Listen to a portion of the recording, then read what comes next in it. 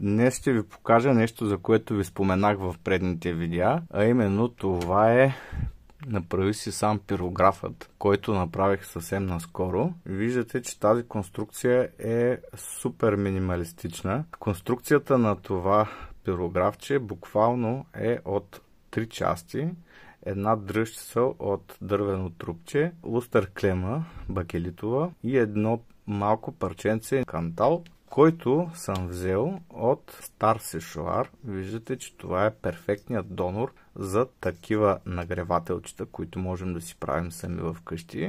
Това нещо има няколко функции. Естествено може да се ползва като пирограф, да си рисуваме по дърво или по разни други повърхности. И с него можем да режем и да оформяме парченца от стиропор и фибран, за да си правим най-различни играчки от него. За да го захраним, ще ни е необходимо или някакъв източник на напрежение, да кажем захранване от лаптоп, или в най-добрия случай регулируемо захранване, каквото имам тук в случая. Това е така нареченото лабораторно захранване, на което можем да регулираме напрежението и тока. Аз ви показах в едно от предните видеа как си направих преносимо такова захранване с батерии, но в днешното видео ще ви покажа как можем да ползваме пирографа с това захранване, тъй като тук си имам напрежение в работилницата. За целта просто така ще хвана кабелите с нащипките на захранването,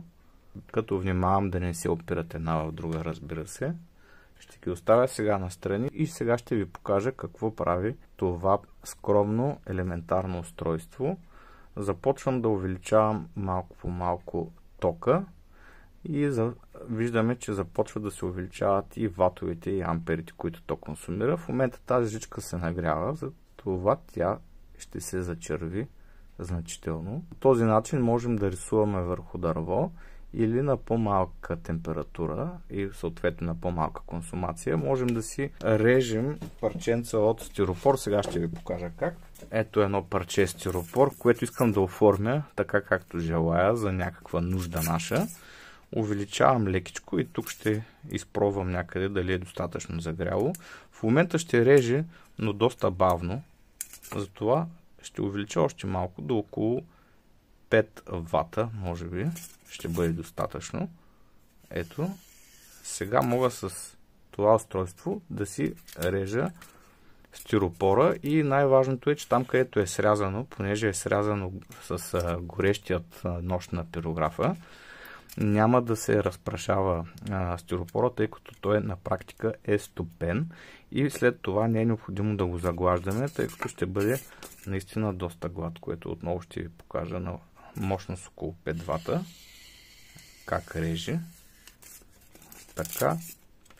Тук става гладичко, така че после няма нужда да се притесняваме за допълнителната му обработка. Освен ако, разбира се, не искаме да постигнем някакъв много заоблен резултат. По-трудно ще ни бъде с това пирографче. Разбира се, аз съм си направил и дълъг нож, който е под формата на лък.